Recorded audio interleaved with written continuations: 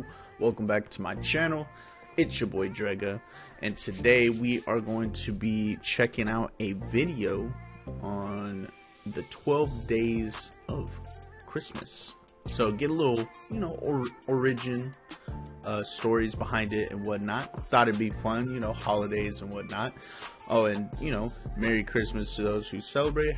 Happy holidays to those who celebrate something different. And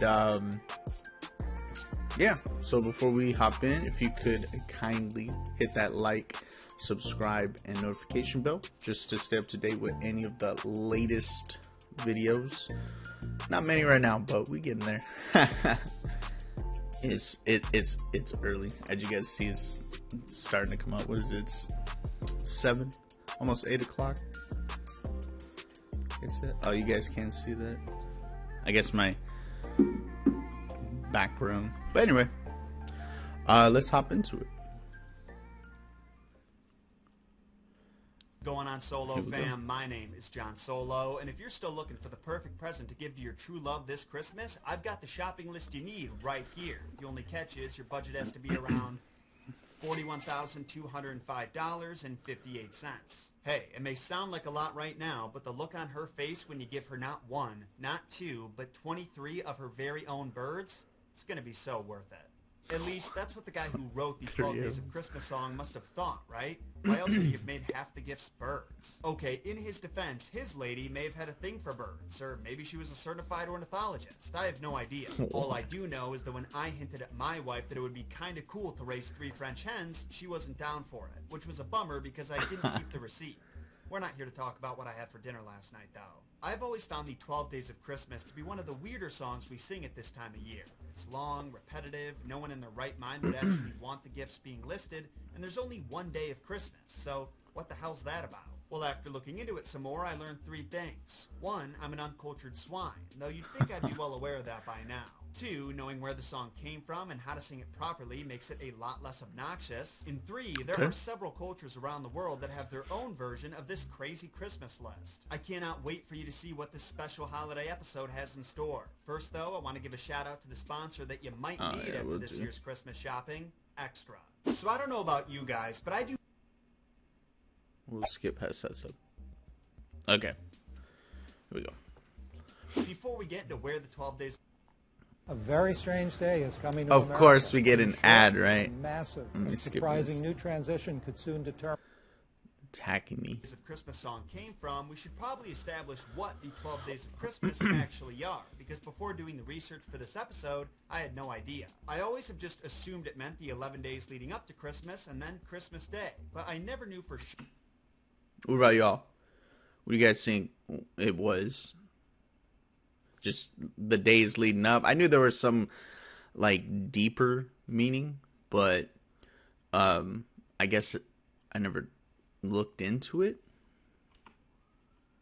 Sure, that makes sense. And I didn't care enough to look into it. Well, it turns out I'm super freaking wrong. The 12 days are the time period between 2 major Catholic feasts. One celebrating the birth of Jesus on December 25th, and the other in honor of the 12-day journey the 3 wise men took to Bethlehem after they recognized him as the Son of God. I guess. Don't worry, I did the math. I know that's. I guess I knew that part. Days, but most people stop their counting on the 5th of January because the 13th day is the start of the next celebration.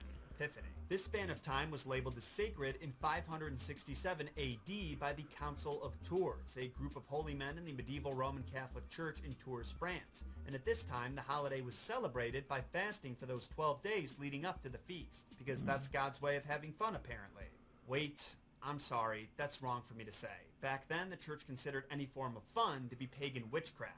This was all about showing you could survive on nothing but God's love.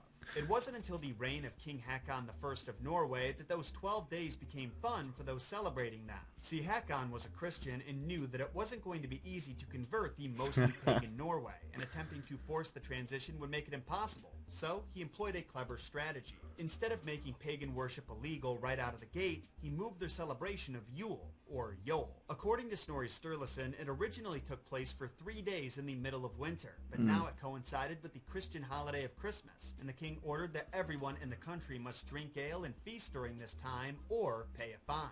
The pagans weren't very happy about this, but they appreciated Hakon for allowing them to continue worshipping in the ways of their ancestors. It's actually said that he became so popular with pagans throughout his reign that many started converting to Christianity willingly, but they still carried over certain traditions from their old faith. To many, it didn't matter if they were celebrating the birth of Christ or Odin's wild hunt. As long as they could get together with their family and friends every winter to exchange gifts and drink and eat to excess, they were complacent. Some other Yuletime traditions that have been carried over are the Yule log, the Yule goat, the Yule boar, and Yule singing, also known as Christmas caroling. Maybe we could have left that one behind.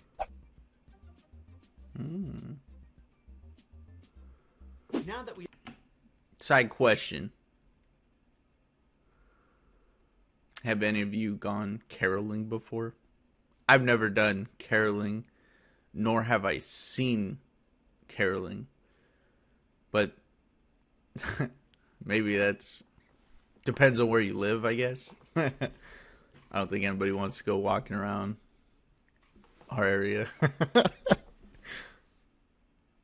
We all know what the 12 Days of Christmas refer to and where the holiday came from. Let's talk about where the song itself originated. The earliest written version can be found in a children's book called Mirth Without Mischief, printed in Britain all the way back in Mirth Without 1780, Mischief. and the lyrics go like this. Starting on the first day, but ultimately ending up on the 12th, the final verse says, "The 12th day of Christmas, my true love sent to me, 12 lords a-leaping, 11 ladies dancing, 10 pipers piping, 9 drummers drumming, 8 maids a-milking, 7 swans a-swimming, 6 geese a-laying, 5 golden rings, 4 collie birds, 3 French hens, 2 turtle doves, and of course, a partridge in a pear tree." What's really interesting about this version is that it's remained mostly unchanged in the almost 250 years since it was printed. I know certain versions put the presents in a different order or replace some of the animals, but it's remained remarkably consistent compared to other nursery rhymes. Another fascinating factoid is that back when this version was sung, there was no official melody. The tune we sing today wasn't composed until 1909 by Frederick Austin, who published it in a songbook of its own. This songbook is also where he made the iconic changes like the 2-bar motif on 5 golden rings, adding on to the start of each new verse, the use of calling birds instead of collie birds in the aforementioned reordering of the 9th to 12th verses. It might be kind of weird to imagine Started such a changing classic it. song without its iconic melody, but in its early days, it may not have been so much a song as a memory game. We don't know for certain if it was created to be a game, but there's substantial written record of it being played as one during Christmas gatherings as early as the 1800s. In his 1842 collection, The Nursery Rhymes of England, James Halliwell Phillips describes the game as each child in succession repeats the gifts of the day and forfeits for each mistake. This accumulative process is a favorite with children. In other words, children and adults would stand in a circle and list off the gifts one at a time, but if you couldn't remember the answer when it got to be your turn, you lost. As I alluded to earlier, the Brits weren't the only... Interesting. So you would go in an order and just start from, I guess, whichever, and then you go and say what each one got. Now, is it you have to name one gift, or do you have to name everything they got? only ones with a song like this. We've actually found versions in Scotland, the Faroe Islands, outside Denmark, and Sweden. So Faroe Islands give 1 feather, 2 geese, 3 sides of meat, 4 sheep, 5 cows, 6 oxen, 7 dishes, 8 ponies, 9 banners, 10 barrels, 11 goats, 12 men, 13 hides, 14 rounds of cheese or butter, 15 deer. That's that version. Scottish version. The king sent his lady on the 13th Yule day 3 stalks o' merry corn, 3 maids of merry dancing, 3 hinds of merry hunting, an Arabian baboon, 3 swans of merry swimming, 3 ducks of merry laying, a bull that was brown, 3 gold spikes, whoa, a goose that was gray, 3 plovers, 3 partridges, a pippin, goe, What learns my carol and carries it away? What learns my carol and carries it away? And then Swedish version. 1 hen, 2 barley seeds, 3 gray geese, 4 pounds of pork, 6 flayed sheep, a sow with 6 pigs, 7 Natzen grain. There's little things. I don't.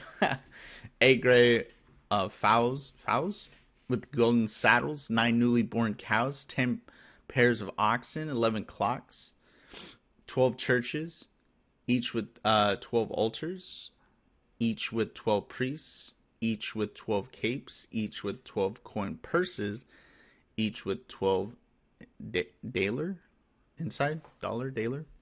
Interesting. So all countries where Yule was celebrated. How interesting. I'm not going to bother going through the almost 40 items listed, but some notable differences between these variants are the Faroe Islands version, which has 15 days of Christmas. The Swedish version puts a ton of emphasis on the 12th item listed. Yes, I noticed that after variant ditches counting in order 3. I didn't plug 3. 3. 1 and 3 of each item. Back to the traditional version, though, we still haven't discussed where that wacky wish list came from. So let's talk about the potential significance of a partridge in a pear tree. Uh-oh.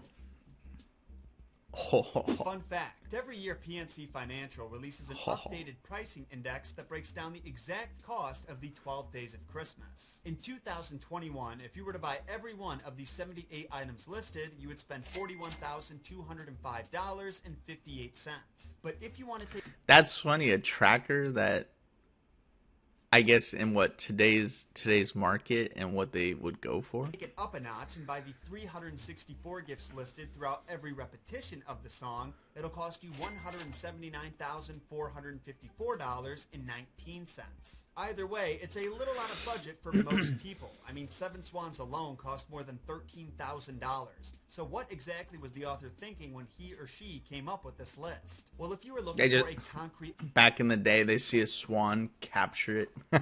explanation with supporting evidence, then you're going to be sorely disappointed. What I have instead is a highly debated theory that was proposed in 1979 by a Canadian hymnologist, Hugh McKellar, who floated the idea that the song was a secret code. Now, it's totally possible that you've heard this theory before, because it's the one that most Christmas time articles and blogs refer to, only they very rarely make it clear that it's just a theory, or more accurately, a hypothesis. If you've been a fan of my show for a while, you might remember me mentioning in videos like The Origins of Three Blind Mice and Bloody Mary the struggle for power between England's Catholics and Protestants throughout the 1800s. This war led to the slaughter of hundreds of innocent Catholics and Protestants alike, and the theory suggested that the 12 days acted as a secret code for Catholics to teach their kids about the Bible without suffering the wrath of the Protestants when they held the majority of the power. But how does this song connect to Catholicism exactly? Supposedly, every item in the list represents a different element of the religion. The partridge in a pear tree symbolizes Jesus, 2 turtle doves were the Old and New Testaments,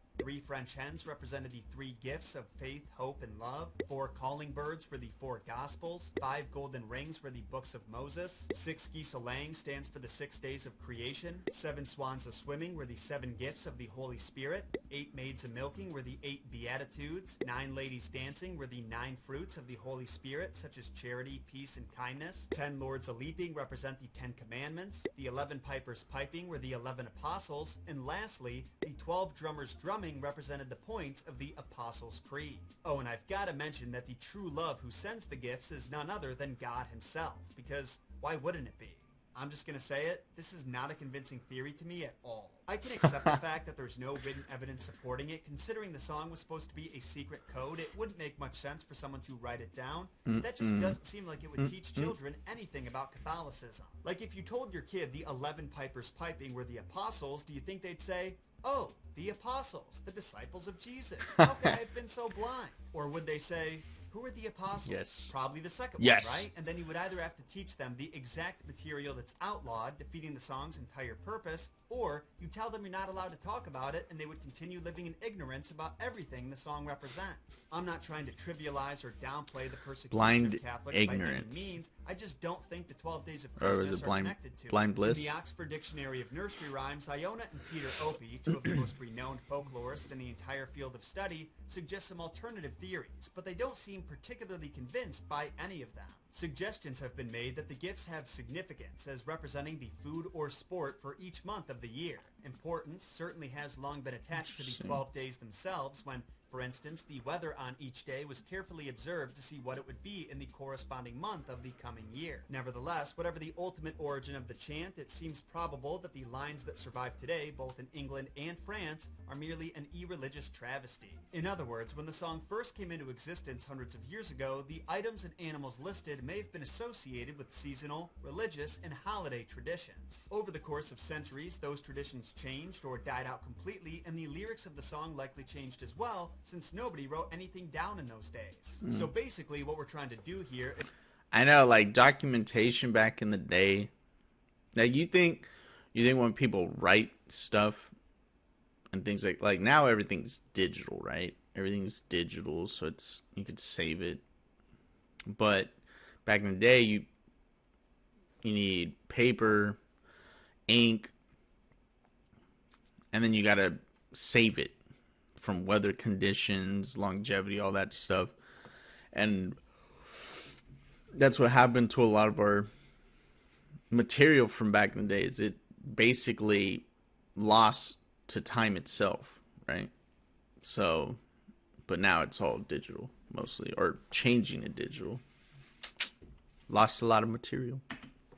Is explain how lyrics that we might not even have correct are connected to religious practices that we know almost nothing about. You know, if you replaced the fool in Fool's Errand with folklorist, it would still make perfect sense. Anyway, as much as I hate to say it, that's just about everything we know about the 12 Days of Christmas. It's not much, but it was still enough to change the way I'm going to think about the song from now on. Yeah. With the added mystery, it just got a lot more interesting, and I kind of want to try to play it as a memory game this year. You might think the odds of winning would be in my favor after this video, but to be completely honest, I already forgot what the 12 items are. I am curious though, did you know the 12 Days of Christmas was originally a memory game? Like, am I alone in my I did not. here? Let me know in a comment down below. And if you have any other thoughts you'd like to share or versions of the song you'd recommend, be sure to include those. Personally, my favorite variant is the 12 Pains of Christmas. I won't spoil what they are, but I will say that as the years go by, they get more and more accurate. If you enjoyed today's video and want to see more content like this... Good stuff, good stuff. Didn't know, yeah, that it was an actual memory game. Which actually, in a way, could be fun, you know. Get everybody to sit around like, hey, we're going to play a game. We're going to go over here to over here. And then we're just, first person's going to recite their stuff. And then they'll recite theirs and then yours. And then just keep going until someone messes. And you're eliminated by, like, not accurately saying it. But I wonder if it's just one gift or all gifts. It's probably all gifts, right? So that'll be a tough game if you have a lot of gifts. You gotta name a lot of stuff. If you're only a couple, it might be a simple game, right? But yeah, didn't know. And those other theories about the more gruesome side of it and remembering, that was a theory, he said. That's pretty crazy. But yeah, what are your thoughts? What'd you think about this whole thing? But other than that, appreciate you guys. Happy holidays again. Merry Christmas to those who celebrate. And yeah, if you could like, subscribe, and hit that notification bell just to stay up to date with any of my latest stuff, I'd greatly appreciate it. And as far as this video and other stuff, I'll post it down below. Other than that, have it always. Peace.